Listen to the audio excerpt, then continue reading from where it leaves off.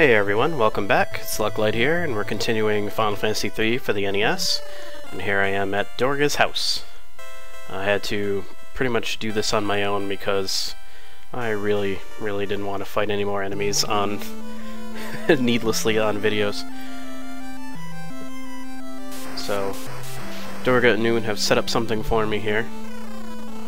And it involves another dungeon. So here we go. I also, did this again. Predictably, I suppose. Now, from what I can see, because I've decided to use a map again, is this place isn't too long, and the enemies are not Splitsville, so hopefully we will have no trouble getting through it. Honestly, after this, I believe what I'm going to do is before I hit that final area. The final area comprises of pretty much 4 dungeons in one. There's one, you get through the labyrinth area, which we saw the entrance to when I went to get the Earth Crystal. And then there's a tower portion, there's an underground kind of dimension. And there's a 4th one, which I will leave out of explaining for now. The final one. And I will also admit that around this part of the game is where I stopped playing the first couple times I've tried to play the NES version. Like I said before, I've completed the remake 100%, so I've seen the ending, and for all it's worth. But, for the NES version, I have not really gotten past this point. I think I may have beaten this dungeon, but when I get to the end, I think that's where I was like, you know what, I've just had enough. Obviously, because, oh, come on, really? Every time? But I think it was right around the last dungeon that I said finally. I was like, you know, I'm bored. I don't want to play anymore. Obviously, I'll finish it for, you know, the episodes. Me playing a game on the channel means it's gonna get finished at some point. Like, I know I have a category way back in the day called one-offs, where I think I just stuck my one Shadowgate episode in back when I did that, and that's it. But yeah, as a playlist with like one thing in it. I think I had my joke Legend of Zelda episode. That was about it. Because I don't like to leave games uncompleted. Well, excuse me, unfinished. Completed is a very different thing. 100% completion.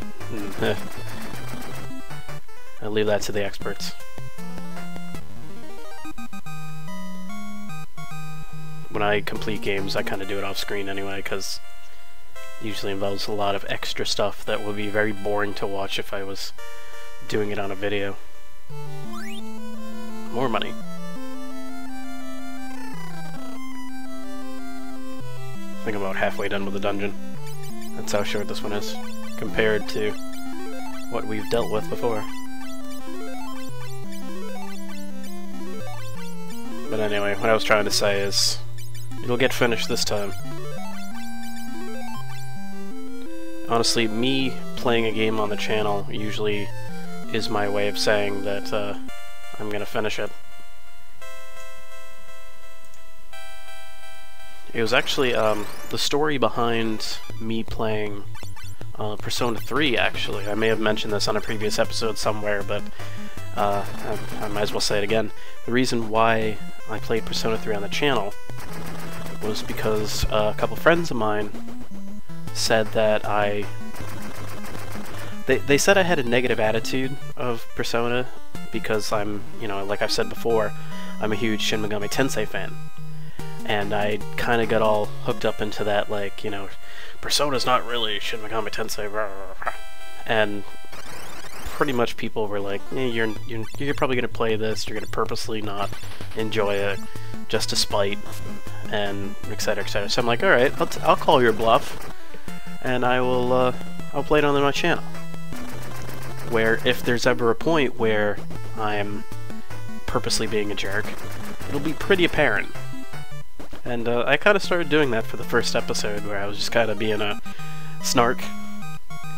But I actually got into it pretty far, and now it's I really like the game. I really like the series. So, if you ever see a game on the show that you're like, why in the world is he playing this?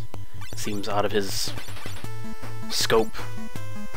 It's usually because A, I've been challenged, or B, because someone got me a game and said, hey, you'll like this game, play it on the channel. As was the case for Undertale.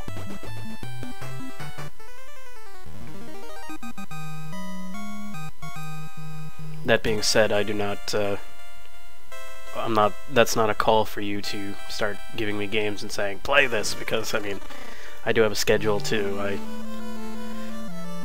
Outside of this channel, I do work a 40-hour plus job and try to maintain some semblance of a social life, so I'm not saying, hey, send me all your games, because please don't, save your money. But all I'm trying to say is I accept challenges every once in a while, and honestly, me playing this game, which is where I was going with this, me playing this on the channel was my challenge to finally finish it. Finish the NES version, not just the remake.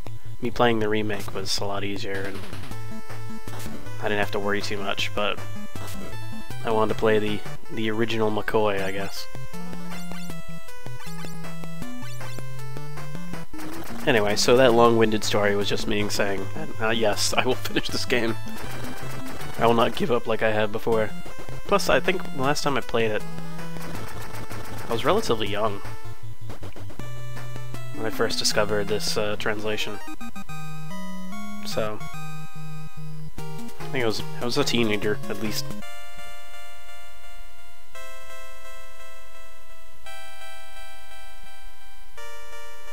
And now I'm, full disclosure, I probably mentioned it before, but again, I'm in my 30s now, so... Which is why I can talk about games like I remember them, because I do. And the whole purpose of this channel is to bring games from the 90s and the 80s to full light. Now, to make the Eureka Key complete, you must battle and defeat Unne and me. What?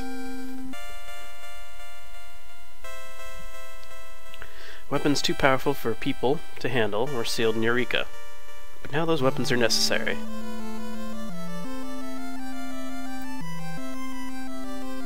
There's no way we could fight you.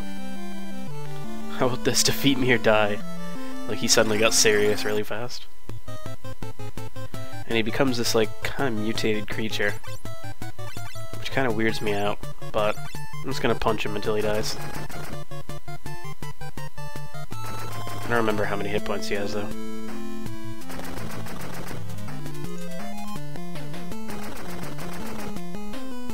But I don't think it's enough to really be too frightened, hopefully. Because you do have to fight Unne right afterwards. Oh, really?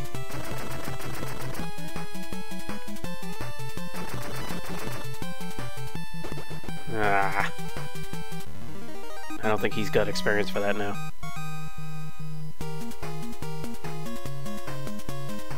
No, he definitely didn't.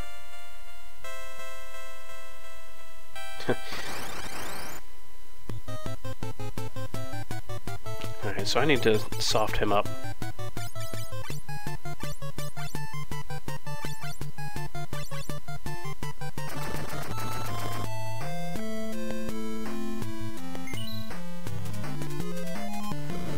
Oh, jeez.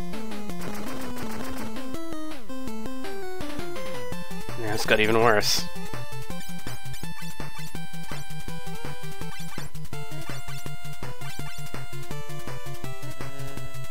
Good, I don't care.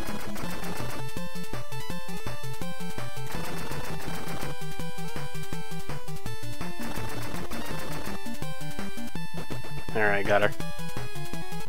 It wasn't too bad, but the loss of more experience for roll is depressing to me.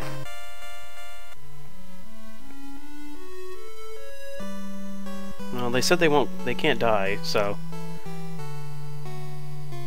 they'll be okay.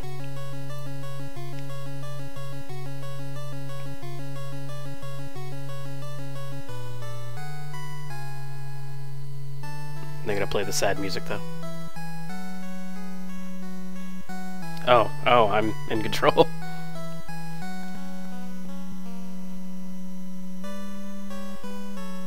See? They'll be fine.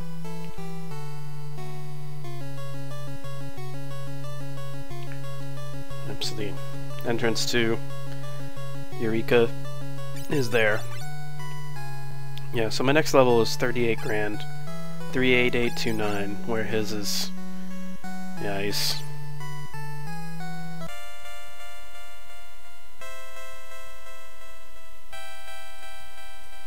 and that actually will get me to the end there. They'll be fine. But anyway, I gotta walk out, unfortunately. Oh, I forgot to heal. Oh no.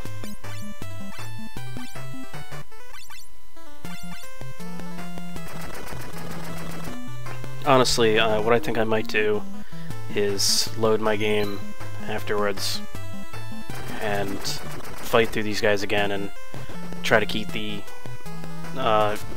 experience to a closer realm than losing one guy. So, because, and full disclosure again, I do have a bit of OCD in me when it comes to experience levels.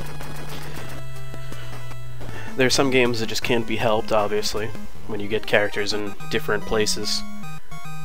But when you get a game that you start off with all your characters all at once, I try to keep them on an equal level.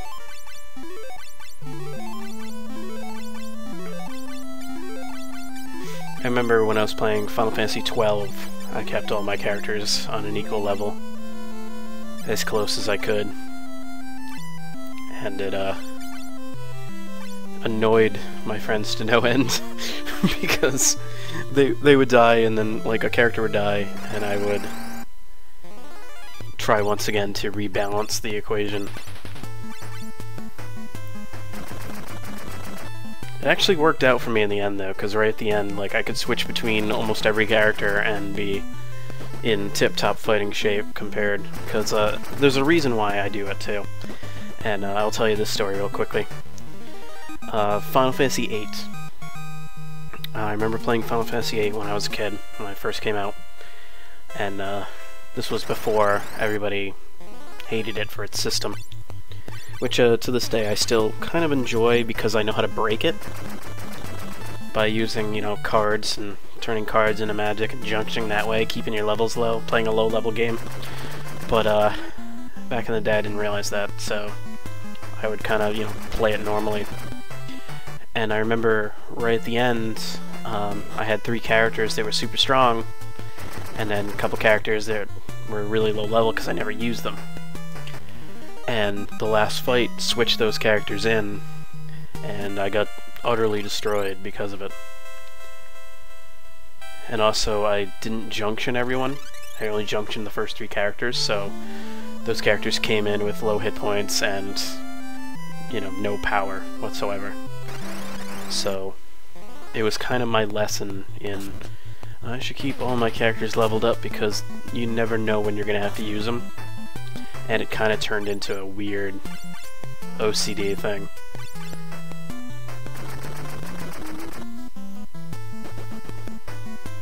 Which, I mean, you know, it may sound weird to people who don't do that. It may sound like it's not fun to do. It's fun to me. Because, again, I can see the payoff at the end.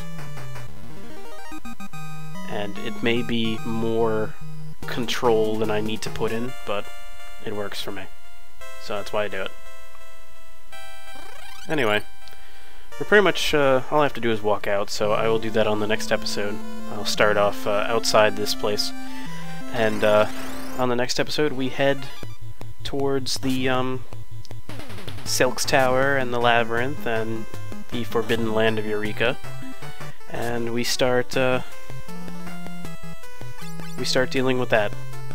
And I'm actually going to load my game anyway and redo this and balance myself out again, but I'm going to grind anyway, so the only difference will be I'll be higher level, so we'll be ready to tackle the last places.